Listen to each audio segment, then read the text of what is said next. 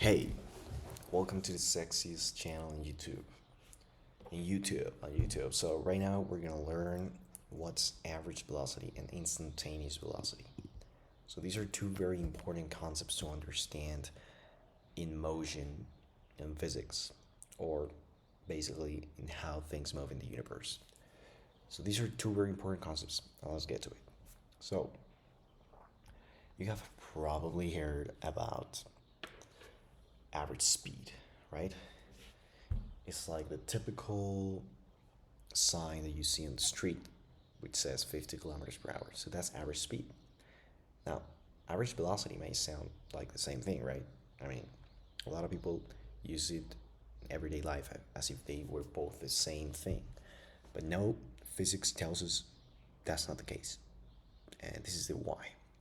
Basically, average speed is taking what we call in physics magnitude into account, and that's it. That's also called scalar. So a scalar in physics just takes magnitude into account. In the case of average velocity, is taking something else into account apart from magnitude. So magnitude in this case is like the value, the numerical value. In this case, if our speed was 50 kilometers per hour, the magnitude will be 50 kilometers per hour. But velocity is different. Velocity not only takes the magnitude, it also takes the direction. Okay? And this is key because that's basically the key distinction between velocity and speed. Velocity is magnitude, is taking into account the magnitude and the direction of that magnitude, and speed just takes into account the magnitude. So, for example, 50 kilometers per hour will be the speed, and the velocity will be 50 kilometers per hour going east, right? Or going down at 50 kilometers per hour, or going up at, you know what I mean. That's basically the key distinction. Very easy, right? Now, there is another concept, which is instantaneous velocity.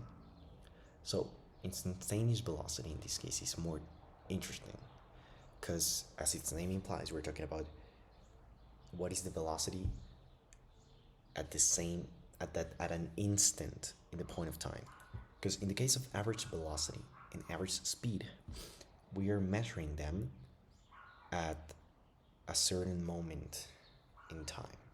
So I don't know, at 1 second or at 1 hour, right? Let's, for example, have the example of a trip, right? So let's say we're going from New York City to Cancun, Mexico. As you can see, the reason why I'm not screen recording, it will be obviously easier. It's just my iPad is not working. Sorry. So basically, in this trip, from here to here, I don't know how much time it takes. Let's say 20 hours. And to demonstrate, I think this is really gonna sink in the difference between instantaneous velocity and the other stuff, or what is instantaneous velocity. So yeah, this is really gonna get it right into where we want. Let me just show this. Okay, so we have, I don't know, in velocity, so we have the trip, right? We have time, and then we have velocity. So in this case, I'm just giving an example where velocity is at the y-axis and time is at the x-axis. In this case, that line will be just constant velocity. But that's not what happens on a road trip, right? It's not that we are going literally at the same velocity. No, we need to go through traffic and that slows us down. We need to accelerate. So it looks more like this. Okay. It looks more like this. So we first start at zero velocity, then we increase and boom, boom, boom. We're going to traffic here, then we speed up. You know, that's more realistic. And in this case, this line that I'm drawing with points will be the average velocity, because as we know, well, is the average of all the trip. Now, instantaneous velocity, what it tells is telling us is basically what is the velocity at at a specific time. In this case, at that red dot that I just draw. What is the average velocity? What is the velocity at that time? And it's really what's telling us. Hey, what's the velocity at this time? What is the velocity at this other time? And then by knowing all of those instantaneous, we can actually graph this thing, right? And that's what instantaneous velocity tells us. What is at this time? As you can see, it's very different from the average velocity, which is just giving us a straight line, right? I think that's a great way to know the difference and know what is instantaneous velocity, because we're actually viewing it graphically in a graph and visually. So instantaneous velocity at any moment is defined as the average velocity over an infinitely short time interval. So this is where we go through the calculus, because basically, I mean, it doesn't matter. I'm just gonna explain it. In calculus, there is this thing that we call limits, and basically we can summarize it as little as possible. That is telling us, hey, this is some. So there is. So limits basically tells us something that is super mega tiny small, that is close to zero but never reaches zero. I know, don't just, I know, if you don't, if it's the first time that you are like what hearing this, I know it's like, what the hell. Yeah, that's not the point. That's another different point, but basically that's the thing. Limits are, hey, this is very close to zero but never reaches zero. I know it's a little confusing, but whatever. Why are we talking about this? Because that's basically how we define instantaneous velocity. So we basically define this as um, the ratio between delta x over delta time is to be evaluated in the limit of delta time approaching zero.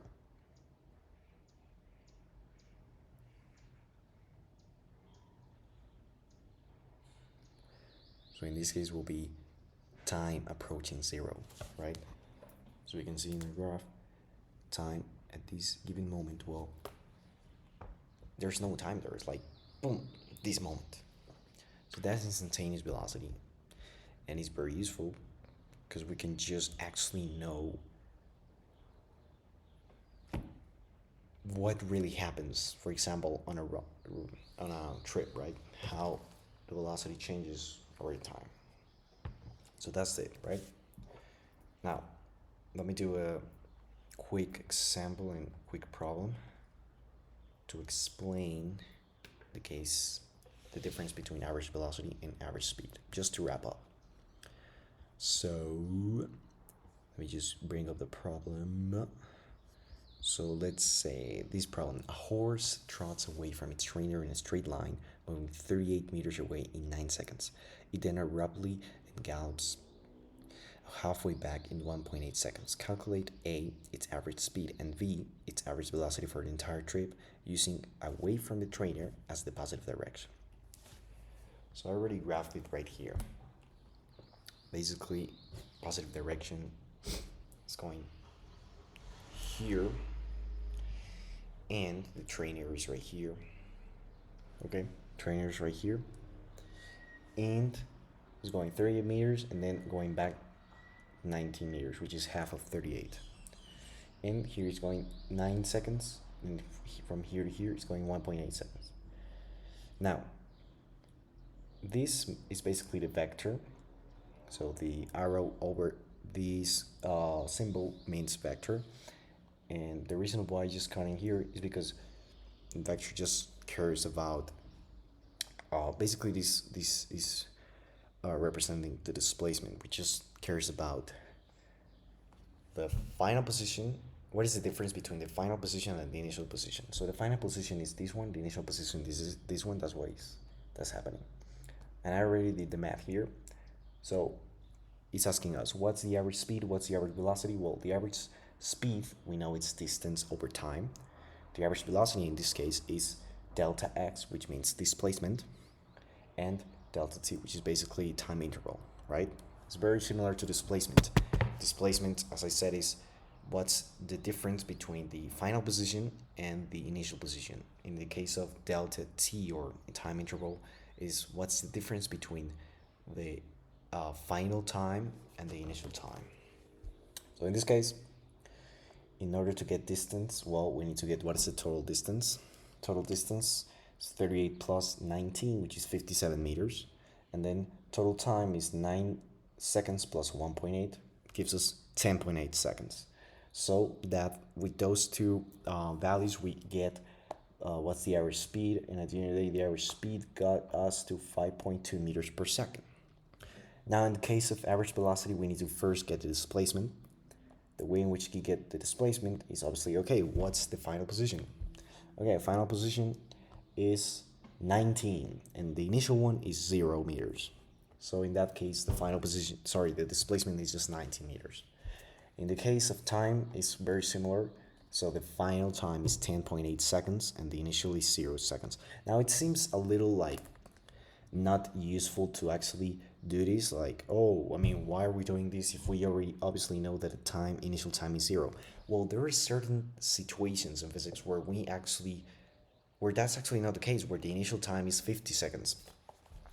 And when we just basically want to measure the motion of an object at a specific time, and let's say obviously that time starts from 0 to 100. Let's say we want to know the motion of an object at between the 15th second and the 16th, between second 50 and second 60. So in that case, it will be very useful, because in this case, well, in that scenario that I'm putting, we will just write, okay, 16 minus 50 seconds. But whatever. To simplify, that's not the case right here. So basically, the displacement gives us 19 meters, and the time interval gives us 10.8 seconds.